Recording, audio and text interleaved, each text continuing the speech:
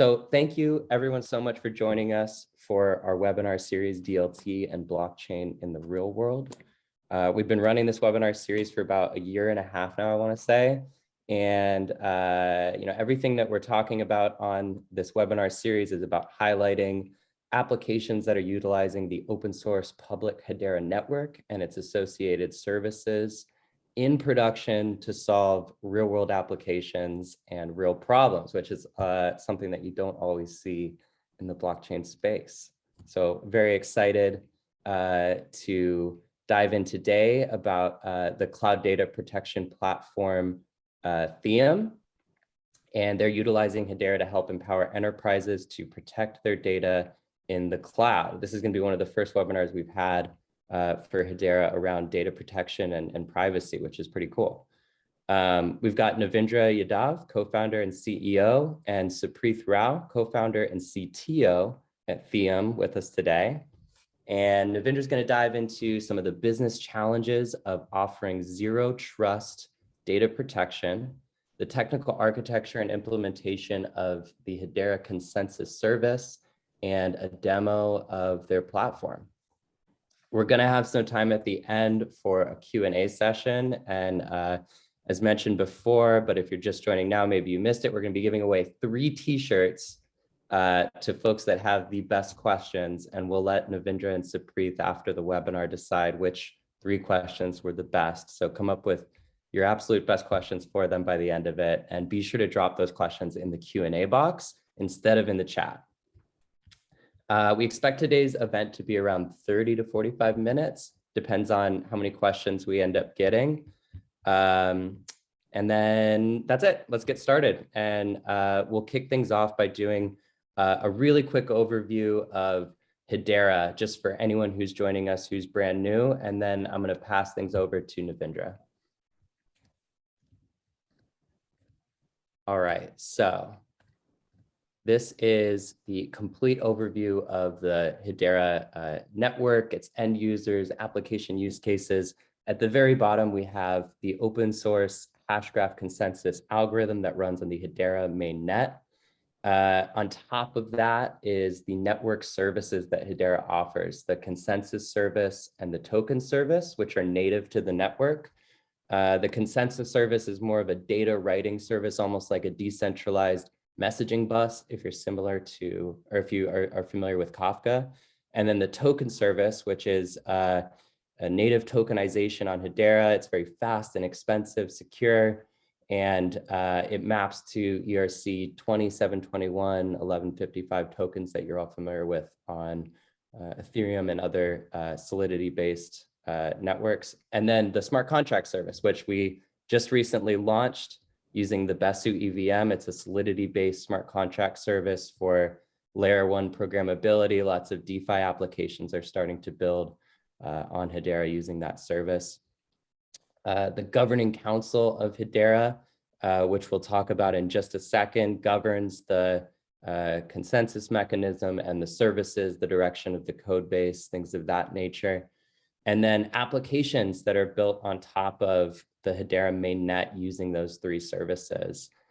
Just a few examples of some use cases on the top there: payments, tokenization, decentralized identity, and then end users. Many folks that are on this webinar attending today that are using those applications, or businesses as well. And then the second aspect of the network that's very unique is our governance model. And the Hedera governing model is up to 39 leading global organizations.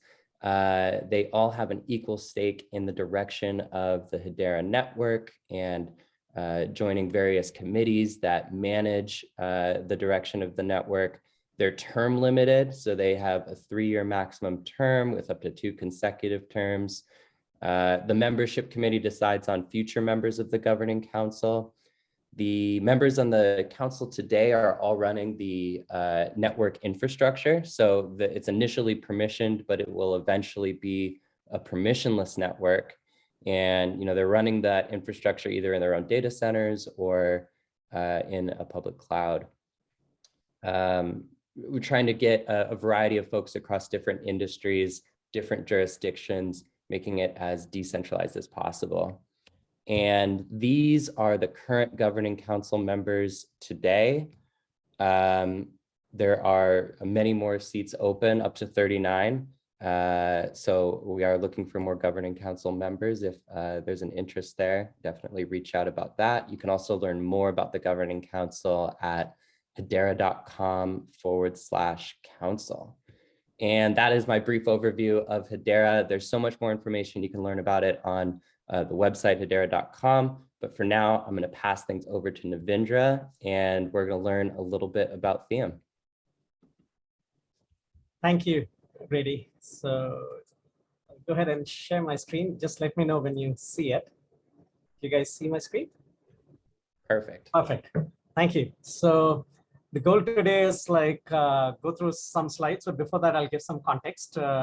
So Theon is one of those applications that Brady showed in his stack. We're one of those applications sitting on top of Hedera's network, sending our transactions in, and we give value to our end customers. If you saw in a slide, there was end customers on the left-hand side. Those are enterprises that get value out of Theon. And I'll go into the whole reasons why. First of all, why Theon exists, then go into more details about why did we need Hedera and what other technologies did we look at, and so on and so forth, while building this whole thing out. And what did we find positive with Hedera, and why we went actually down this whole path. So all of that is fair game. Feel free, if you didn't hear some answers or some things touched in, send a Q&A in to us. So first thing, this is the agenda, what I'm going to go through. Introduction about Theon, like I said, why is Theon needed? Then go into why do we need all these proof of actions and proof of state things? What's our architecture? I'll show the demo of our product, Theon itself, and you'd get a brief idea about what we're trying to do, and then stitch it back into the Hedera Hashgraph and how do we use it, and then Q&A. But feel free to drop questions in, and if the question is relevant, we'll answer it right here. So with that, why is Theon needed? So if you look at cybersecurity, or this whole space around cybersecurity, and I've been practicing cybersecurity for a while now, as a CISO, as well as builder of products in the cybersecurity space, as well as working with data. What I've actually observed is it's highly complicated. Lots of products, different vendors actually start pushing things down, but the problem is relatively very straightforward. There's an identity of the user or the accessor, and there's an identity of the data. Yes, you heard me right. There's an identity of the data. All security needs to do is see whether this user should be able to access this data. That's all. But we made it very complicated thing. So that's one of the things that Theon is going and solving. And people haven't been able to do this in the past because the technology stack wasn't there, wasn't ready to actually start looking at the contents of the data, figuring out automatically what is this data actually talking about, what's the value of this data. All of this was not possible back in the day. Now with the technology as it's progressing, we can do all of these things, and which is why the time became right for creating Theon. So this is a slide that actually shows something interesting about Theon. So Theon looks at data that sits in the public cloud. Think of the AWSs of your world. It also looks at data that sits inside analytical databases like Snowflake, where people go and do data warehousing functions. Theon looks at relational data that sits inside operational databases, and so on and so forth. So it's looking at all this data that's sitting in, which sometimes people call production data, that sits either in relational databases or sits inside analytical databases. It automatically understands the data and then goes and establishes what is this data actually talking about? What does it actually represent? What's the value of this data? And then goes and puts a dollar value on top of it. You probably may not have actually seen any other product out there which tries to automatically establish dollar values. And from that, when we establish the value of the data, why does that actually become interesting from a security point of view? It becomes super interesting because now whenever you look at, okay, this data has these security exposures to it, you can prioritize, or the system can prioritize automatically that's the first thing the security team should look at, because the collateral damage is X, Y, and Z. So these numbers come from a real customer of ours where we have deployed. It's in the healthcare space. For them, we looked at their data. Theom automatically scanned all their data. So one of the great things about Theom was, which from the very get-go that we wanted to build, was it had to be fully managed and had to be automatic, as in users don't have to tell us where their data is. They just point us to their accounts, and after that, Theom will do all the crawling and figure out all the interesting things about it without any human intervention. They don't have to tag their data. They don't have to tell us this data has this type of information in it. That's Theom's job. Let the systems and machines go scan things. And then we looked at, okay, what's the value of this data? And then we started finding, okay, these are the security issues associated with this data, and we started bubbling them up. And that's what that 143 number down below shows, that we told them, okay, these are your exploits, potential exploits sitting in your environment that can be exploited, getting to this data, and the value behind that data that could be exploited in this particular case was about 659 million. So the whole purpose of Theom's existence is to protect the data, but do it with least amount of friction. And so that's a high-level intro of what problem we are trying to solve for our customers. But to answer those questions, we ourselves, or Theom itself, has to actually start answering these questions for our customers, like, where's the data? Is there shadow data in this environment? Shadow data as in, like, there's a primary copy of the data. Did someone actually replicate this data and make a shadow of it? Or how many shadows exist? Is there dark data sitting inside this environment? As in, there's data that's sitting there, but we see no accesses going to that data over a long period of time that Theom has been watching or looking at logs. It sees, okay, this data exists, but no one actually accesses this data, and so on and so forth. Who's accessing this data? Where are they accessing this data from? Is this type of access normal, or is it abnormal thing? So that's what atypical access means. What vendors are accessing this data? We start giving all of these kind of insights. Obviously, I touched upon the point that we've established the dollar value of the data. And the dollar value of the data is actually computed by multiple different means. One of them is things like looking at liabilities. Another is actually looking at the dark web. That also gives us a whole bunch of insights. And there are other mechanisms too that Theom uses to actually find, okay, what's the value of this dollar value of this data? Even though I say dollars, it could be any local currency, wherever, depending upon where our end customers are based. So in their currency, okay, what's the value of the data? And then Theom answers interesting questions about how secure is the data. The reason why we pivot and focus on the data is in the cloud or in SaaS environments, the most important things customers have is their data. But if you see the rest of the security industry, or a large percentage of the security industry, it focuses on infrastructure security rather than focusing on the data. What we did is, we too were part of the same, we built products in that space, and then before starting Theom. And as part of that experience and the journey, and being a CISO myself for the previous SaaS that I used to run, it's all about the data. So go establish the answers to these questions, and from there, a lot of good things start falling things. So what Theom helps directly customers with is it melts silos. Because we're doing all of this automatically, the security teams, the business units in our end customers, they can talk to each other and talk with facts.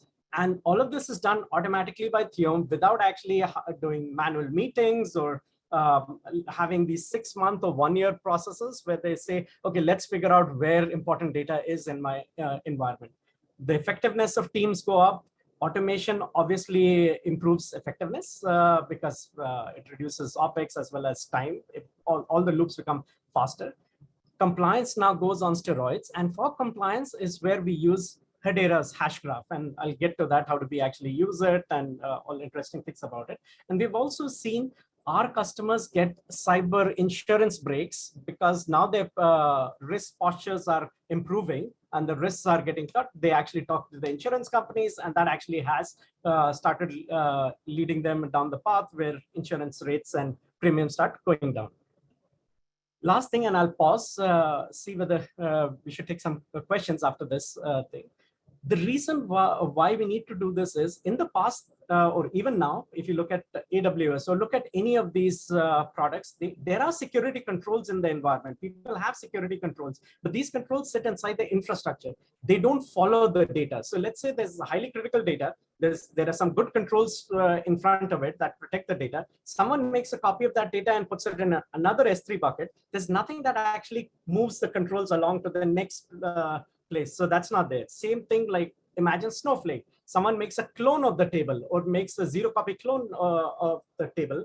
The controls don't necessarily follow along with the data. So the whole challenge that one of our customers was also telling me, and which was also our experience, is in an ideal world, you'd want your security controls to follow the data. And in fact, even better, security controls should automatically get armed based on the type of data that's sitting behind. So security products have to become smart enough to do that. And that's one of the root causes.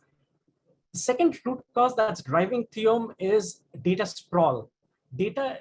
Storage costs have gone down, and now there's more and more compute coming along. You can actually see the whole velocity of Snowflake, for example. There are other companies like Databricks, which come from the data lake side of the house. So all of these platforms are increasing. More data is moving towards the cloud or these analytical stores. Data sprawl is increasing, obviously. There are no natural good choke points. In the past, enterprises had things like, okay, firewalls and so on and so forth, but there are no such natural good choke points where they could actually start looking and filtering the data. So this problem is becoming more and more acute. And what's actually making this even worse is security folks to practitioners don't have a view into what type of data is sitting in any of these analytical stores, and they don't know the risk around it. So that's thing. And any solution that's built has to be fully managed, as in they should not be asking for, okay, I need more full-time employees to actually go run this solution, and should have provable security built into it. I'll just pause or stress on this point, provable security, because that's also the theme of today's conversation. We need provable security because any solution which looks at the customer's data is actually looking at their most sensitive assets. So whatever it does with the data should always be in a ledger or a DLT somewhere provable that this is what I did, this is what I saw, these were my actions. So that trust with the customer is like bulletproof. And these solutions have to never take data out of the customer's environment, because if any solution comes along and says, I'll do all of these results that I was just describing with Theon, but I'll also pull the data out of your environment, it's going to be a no-go. No customer would allow data to get pulled out of their environment to get processed somewhere else, and that's their most sensitive data.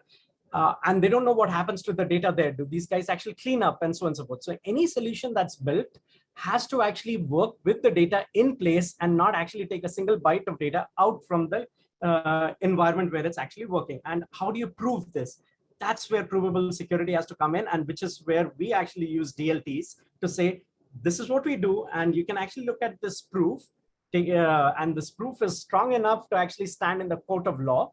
And that's why we found Hedera Hashgraphs to be so interesting, and they meet our transaction rates. And I'll pause here and then go to the second part of the slides. Let's see whether there are, Supreeth, any interesting ones that you want to. Yeah, there are a couple of very interesting questions. One is, how does Theon do data identity matching? I thought we could discuss this. Yeah, go ahead, Navindra. Yes. So there are a lot of interesting things about data and identity. I'll just give a brief answer, and then if we have time later, then we'll talk longer about data and identity. So Theon scans the data, obviously, whether encrypted, unencrypted, it actually connects into the right systems, figures out how to decrypt this data, and all of this is done in the customer's jurisdiction. It runs its classifiers on the data, tries to understand what type of entities are present inside it. Classifiers could be natural language processing engines and so on and so forth. So a whole bunch of engines are run on the data and finds, okay, there's, let's say, a social security number inside it, or there's a name of a person inside it, and so on and so forth. Or it goes down this whole path, or it's a patient record. Which patient are we talking about? Who's the doctor associated with this patient? It'll actually start looking at all these interesting things. Where interesting paths start forming up for Theon to start giving a security solution is, the identity of the data is something that the data talks about. Like in this example, which I alluded to, there's a patient record. So that patient record, the identity of that record is the patient. Which patient? And then the identity of the accessor is completely different. Could be a nurse, could be a doctor. What the security control function really needs to do is this doctor supposed to look at this patient's record or not? Is he a treating doctor, or you can run your imagination there. That's really what the control function, security control function has to do, and allow permit access or not permit access to that data. So we use all these classic signals to figure out, is this normal, is this abnormal, and so on and so forth. So when I made that passing statement or high level statement in security, there's an identity of an accessor and there's identity of the data, and the middle entity of security control or the access control, all it needs to establish is, do these two identities should they be allowed to talk and communicate between each other or not? That's all what security truly is. And then if you look at all the different products that come along in this vector, one is some products muddle the water, but I'll keep that aside. But they're all trying to answer that one question. Some do it really well, some don't do it better. But we are actually trying and answering that very question. So, and I'll answer this in a long, if we have time, we can go down into more details about how we do this.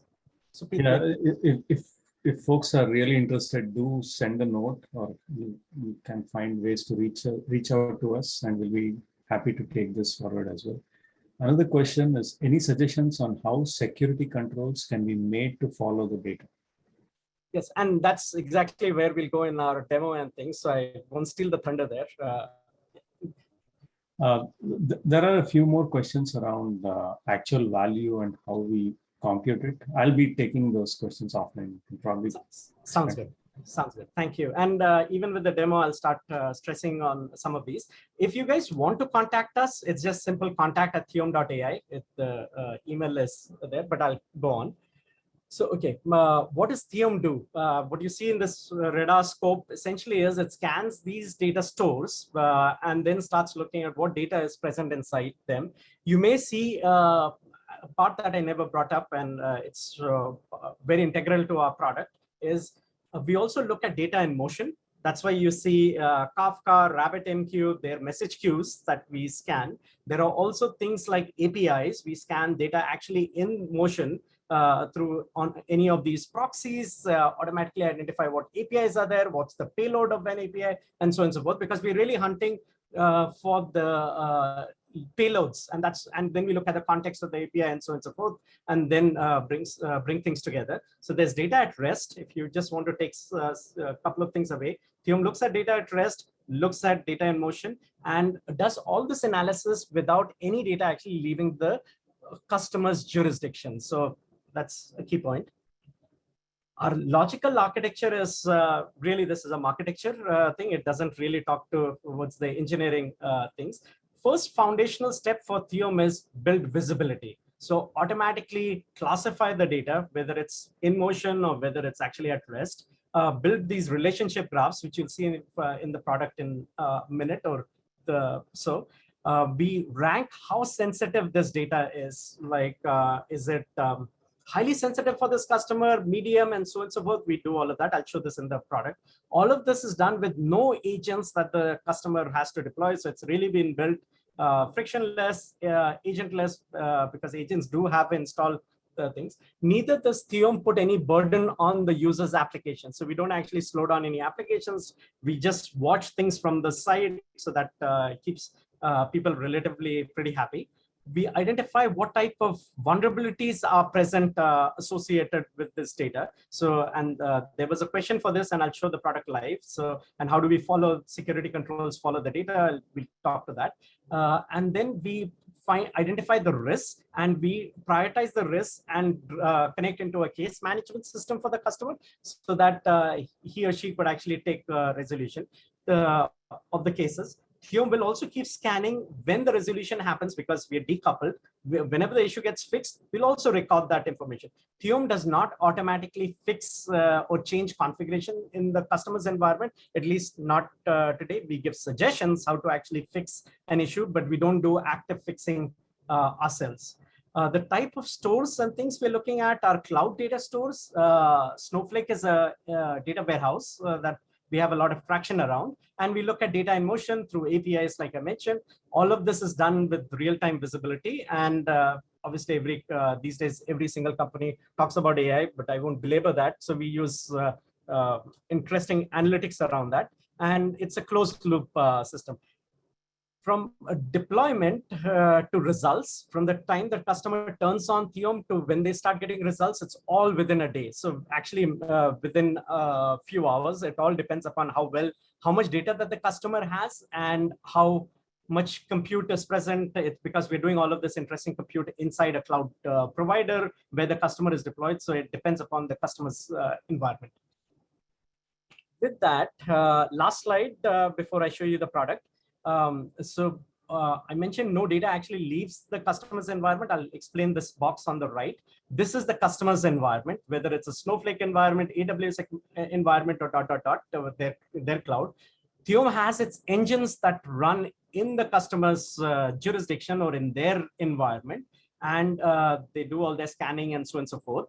This interface is actually tracked. So this is where we apply the Hedera Hashgraph. The Hedera Hashgraph, all messages going back and forth, all the work that Theon is doing is recorded into a DLT. So that's tells it does interesting things, and I'll talk about those use cases in a minute, why we want to do that. Secondly, for our own operations team, where we actually do operations from the cloud and keep all of these instances up and running and keep it all upgraded, and because it's a fully managed solution. We also have provable security built on this interface, and we record everything that goes between Theon and the customer's environment also into a DLT. So we built our proofs on these points, and there are some more interesting places that we'll go talk about.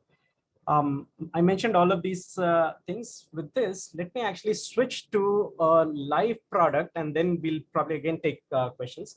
Once the customer turns on Theon in his or her environment, Theon will scan their environment. This is a graph or a relationship diagram which talks about what are the accounts we're looking at? Where are these accounts located? And this is a AWS-like environment. So AWS accounts, things, sandbox, but real data from a customer that we have here. So it's not like fictitious things, but again, it's not the customer's environment. It's a sandbox environment. What type of data store types we're picking up in these environments? What type of stores are there? Whether they're encrypted? What's the type of access? This is where things start becoming interesting. The second last column, where Theon has gone and scanned all the data stores and found all the different types of entities present inside each one of the stores. So if I hover on credit cards, we can exactly trace which stores have credit card information and what's the storage posture, what's the access posture, and we'll get more detailed into the access posture and so on and so forth. And how sensitive is it? Like credit card in this environment, is it sensitive? And in this particular environment, it's marked out as sensitive. These are just 8 dimensions that we show here. There are many more that Theon captures. It captures like things like what vendors are accessing this data, what's the cloud, where is the access location coming from, who owns the keys, encryption keys, are the keys getting rotated, is the data backed up somewhere, like is there a backup for this, is multi-factor auth used to access this data, and so on and so forth. So there are a bunch of dimensions, but users can go pick and choose what they want to actually build relationships with, and then answer simple questions. Some of our customers ask us very simple questions. They go and say, all my highly sensitive data should be accessed from XYZ location or must have multi-factor auth turned on, and so on and so forth. And whenever we see that break, Theon will actually light that up and do interesting things. So first step for Theon is just build visibility. And this is part of our engines, scanning their environment and then building out which stores have what kind of information. We also we have automatic vendor detection engines where we'll go and detect things like Twilio, Sumo Logic, Salesforce, Datadog, and so on and so forth. So we can trace what type of data is heading to Twilio, for example. Is this legit, not legit? All of that is for the customer to go decide whether they believe this is useful in their environment or not. There are things around locations. These are some custom dashboards that we went and built for, default dashboards that we went and built for our customers, because we saw many of them asking the same set of questions. So Theon just rolls out with this, but customers can always build their own custom graphs.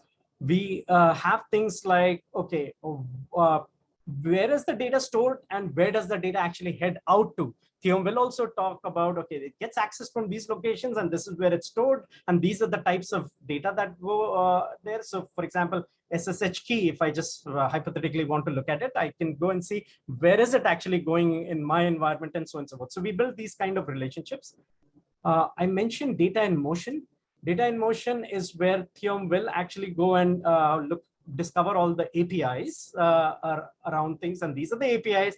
This is the type of data that's carried on top of APIs. These are the users accessing it. Even though these guys show up as JOT tokens, we'll identify the user and then go from there and tell exactly this type of entity gets transacted in which type of URI components, whether it goes in the response body or response header. Here, there's something funny with it going inside response headers, just when I see that. So customers can go look at all of these interesting things. And on top of that, what Theon does is it has built-in rules that our threat research team at Theon just pushes down to customer environments, where these are rules that just keep watching all this data. And then we'll tell them, okay, your such and such data is susceptible to ransomware. There was a question, and here I'll give you an example of something simple enough.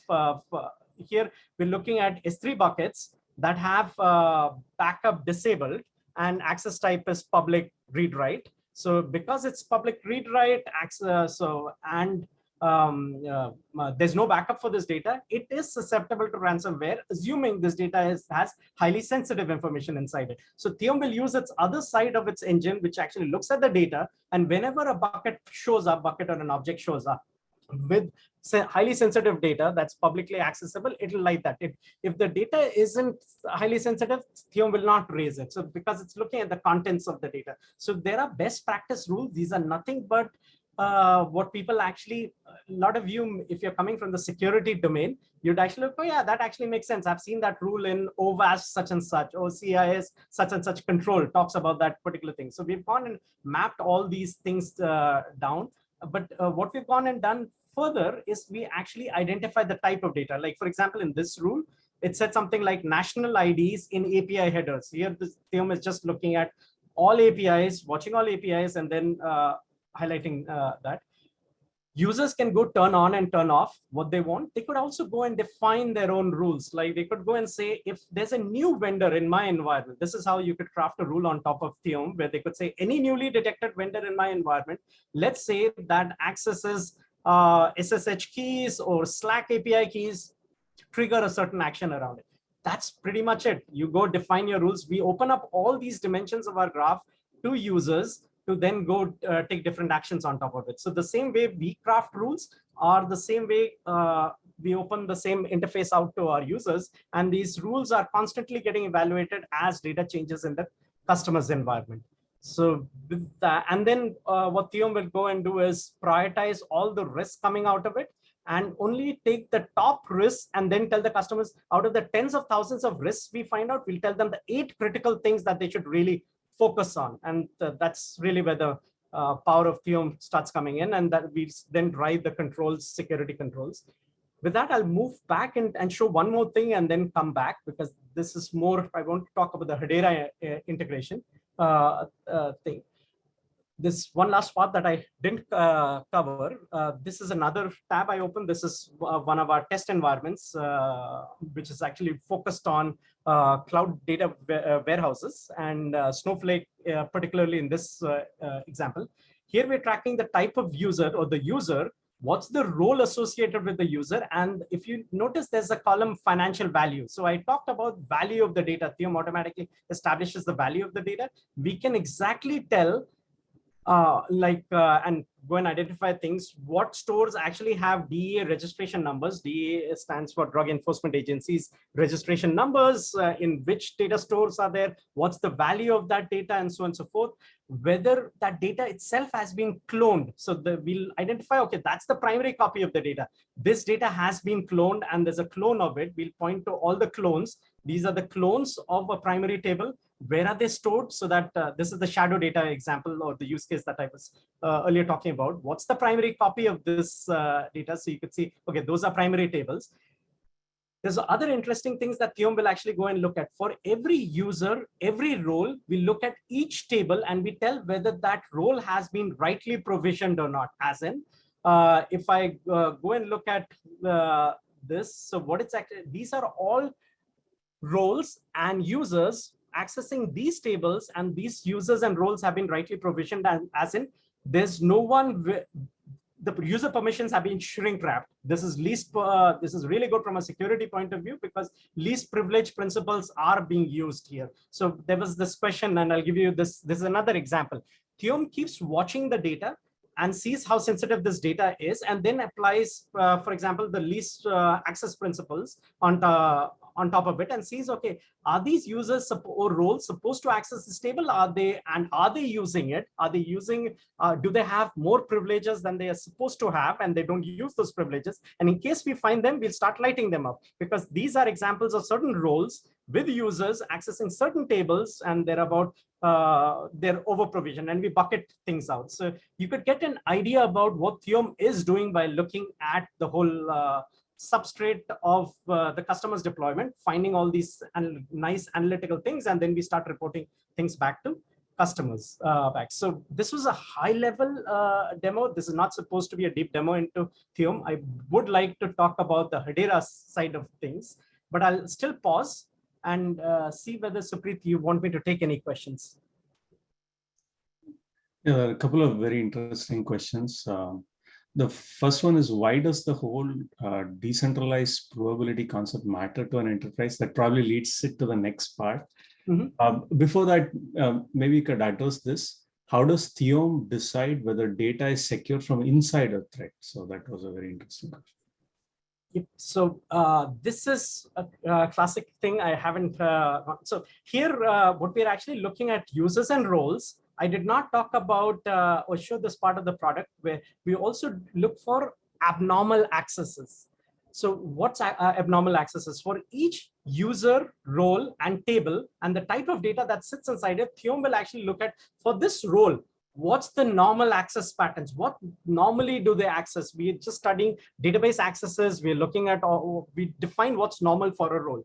Now, when we establish what's normal for the role, we also look at every user that belongs to that role and then see, okay, is this user actually deviating away from his cohort? So if he, and this is where machine learning and AI is used, but I didn't, everyone uses the terms AI. That's why I try to stay away from that. But essentially what we're doing is we've established cohorts, and for each cohort, we see, okay, this user belongs to this cohort and is deviating away from his or her thing. We look at the dollar value of data that he or she is actually transacting. So is this a deep probe attack? And is he or she doing multiple deep probe attacks, or are they doing a big scan? We'll actually look at all these anomalies from that particular user, put a dollar financial value associated with their atypical queries, then use that to rank Mr. or Miss User. Focus on these queries from the security team. Look at these queries, they are deviating away. And if we solve that problem, because Theon doesn't track these users, we don't know whether they're an insider, an outsider, or a vendor. For us, if we can detect insiders, we can absolutely detect outsiders abusing things. Because often when people pivot, and attackers, when they pivot into organizations, they actually assume roles of an insider. And from the insider, they start coming and attacking. And then we'll see behavior pattern changes. So a lot of Theon's analysis for answering that particular question is based on behavior analysis, and behavior analysis on accessing the data and the type of data that gets accessed and the dollar value of the data and the sensitivity level of the data. So does this person usually look at email addresses in their queries? We haven't seen that in their SQL select statements and so on and so forth. They don't usually use email things, but now today they're actually exercising a column around email. That would be an interesting insight. And then we'll start adding multiple more things into our models, and then we actually start bubbling things up. Supreeth, go for the next one. There are three questions which probably we can take up after the discussion with Hedera. So we can wait. Sounds good. Thank you so much. What I'll do is now I'll link this back into with Hedera and why we went down the Hedera path, and then open it up for more questions after that. So like I said, there are two critical places that we have integrated into the Hedera Hashgraph. One is our tether back into the Theon cloud thing, from where we actually do our own threat research, as well as from where our SOCs are or NOCs are working to manage all these instances and keep them all up, running, upgraded, so that the users aren't actually have to bother about any of these. So we keep all these messages in the Hashgraph. That's a pretty simple use case to talk about, because we can prove to customers there's nothing that actually left from this interface to us. And secondly, Theon never shares any customer. These modules are built in such a way they'll never share any data back towards Theon, because and we keep that provability. And we use Hashgraphs to show, don't just believe our marketing. Look at the Hashgraph, and these are the channels. These are the only channels that are open, and every message that goes on the channel, its hash and its content gets stored somewhere. So we use that. The other place where Hashgraphs are really interesting for us is as we scan data. So we also need to show our customers probability that Theon did scan your data. So whenever there's a change in a data store or something of that sort, Theon's algorithms actually pick that change up. There are optimizers that run, because we don't want to keep thrashing, because the data is actually just getting changed. So we have our optimizers built inside Theon. So we'll go and say, okay, now is a good time to go scan and classify the data. Whenever we do that, we also record that event into the Hashgraph and say, this is when Theon actually looked at the data, and keep its proof of action there.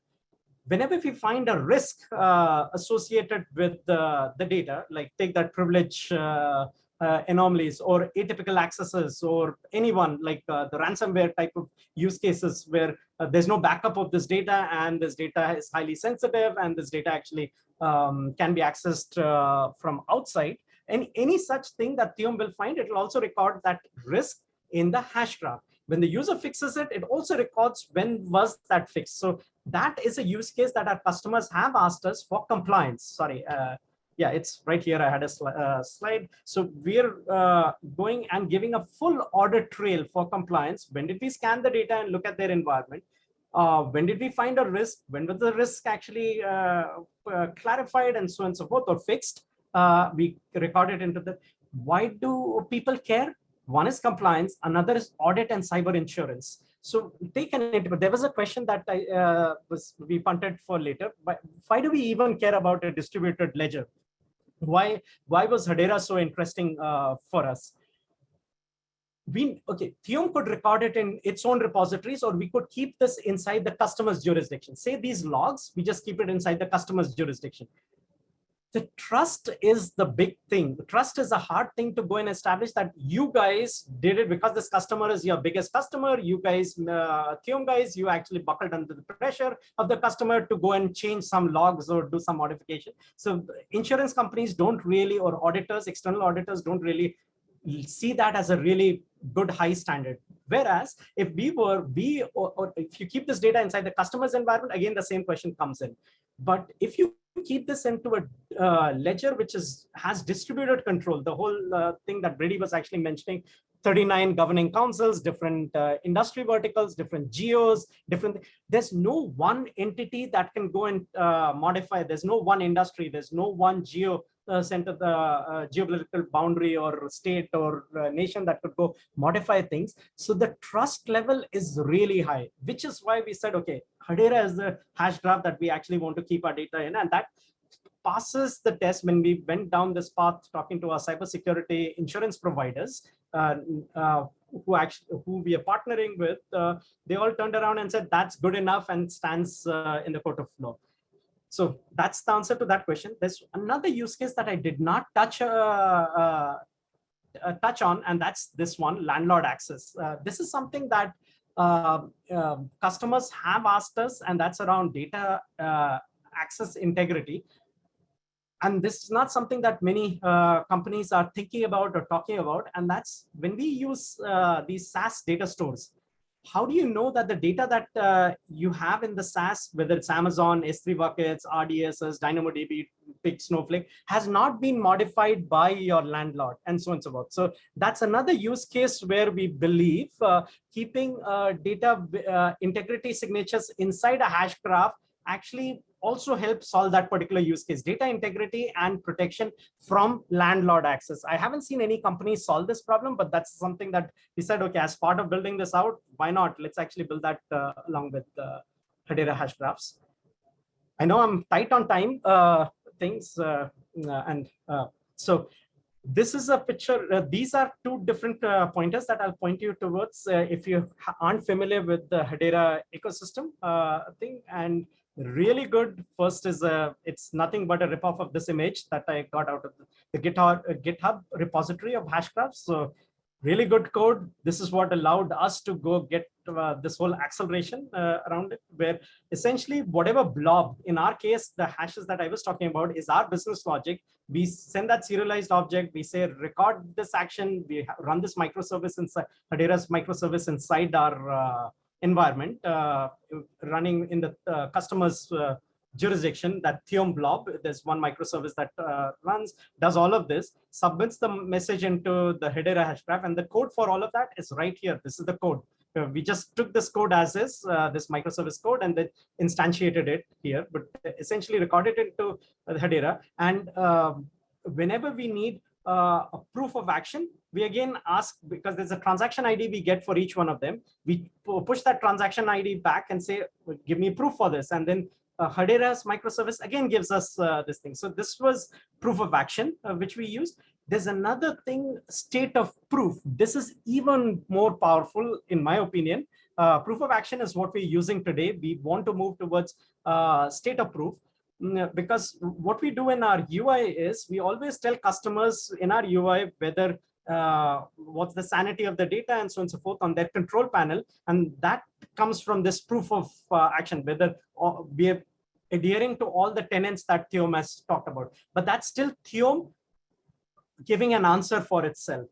If you want independent validation that Theon never took any data out of your environment, or Theon did all these actions, that's where this technique comes in. And there's a good write-up from the Hedera folks on this, introducing proof of state of proof. It's in alpha, but this is something that I'd highly recommend people if you're interested in this space, because when we need to give things to auditors or insurance companies, we'll just point to go look at the state of proof, and you guys can automatically establish without Theon's involvement. You can look at the audit logs yourself by querying Hedera and the mirror node, and then get your answers yourself without Theon's involvement in this whole thing. So it keeps us completely isolated out of that whole thing, and auditors as well as insurance companies can, and it's highly portable. This whole thing is highly independent, portable proof of proof either to the customer or anyone on the customer's behalf who wants to actually look at this. There's a bunch of things here that I could, but in the interest of time, because I know we're coming close, it's 8:51 in my time. I'll pause and let's just take questions from here and then go from there. Yeah, there's quite a good amount of discussion and a lot of good questions. Something that might be good to discuss is what do you think will be the single most impactful benefit or use case to a global enterprise that will result from this collaboration between Theon and Hedera? You want to take it, Supreeth? Okay, I'll take it. Really, thank you. Yeah. So first of all, thanks for the question. Like Navindra discussed, and it's also been discussed in the chat, integrity and trust is a very important aspect when it comes to data security. With Theon being a data security provider, we want to stand behind every risk that we identify. We want to stand behind every proof for the risk that we provide in a way that enterprises feel comfortable, and it can be proven that there has been no tampering with respect to integrity and trust. So the single most impactful benefit that any large enterprise, mid-size enterprise, or small enterprise will get is they can start trusting whatever verdicts Theon is providing, and they can also start trusting that their data and the verdicts that are used to compute their data data risks are never tampered with. I'll leave that person there. That was a very nice question. Thank you. There is another interesting question regarding Hedera Hashgraph. Would like to understand what advantages, disadvantages from what something like CloudTrail already provides in AWS. So this is more about why did we have to do this in spite of there being an AWS CloudTrail? Navindra, you want to take that? Yeah, absolutely. I could take. I don't want to sound as if this is marketing for Hedera too, but truly, this is all like our true experience. We did use logs. This is essentially what we were doing a priori. Hedera is fast. And the other thing which we found, it's inexpensive. I don't want to use the word cheap or frugal or any one of those. It's not negative. It's actually, it's the value for money is there. So it's the price that we are getting with respect to transactions. I believe it's like many, like thousandth of a cent or something, or even better than that. And with 1,500 transactions a day, we can actually store all this information, how much data we scanned, and now you multiply 1,500 by a thousandth of a cent, that's the cost per day. Whereas, and that's for eternity. We don't pay anything more than that. Whereas if you look at any one of the other technologies that we looked at, the right ones, read many times type of technologies, we were not getting either the price points, we were not getting the transaction rates, or we were not getting predictability on price. Because for Theom, we offer this service as part of our bundles to our customers. So we eat the price. So we needed predictability on our side, as well as we needed high transaction rates. And that was the straightforward answer. I can give you more technical answers, but from a business point of view, that is really what clinched the deal for us to move to Hedera. There is one question which probably Brady can take. This is as you use Besu, which is an Ethereum client, do you plan to build relay allowing to perform cross-protocol transactions? Brady, do you want to take that? Yeah, happy to take that one. So we are using the Besu EVM client. It's Solidity-based smart contracts. There is a bridge that exists today through a third-party community application called Hashport. It's hashport.network. Today, it connects to Polygon and Ethereum, acting as a bridge for tokens. I believe their plan is to incorporate more networks, but that is live today. Awesome. And it looks like there's no questions left in the Q&A, but we can stay live for another minute or so if anybody has any additional questions. Huge thanks to Navindra and Supreeth for going through all of these with everyone. You guys killed it.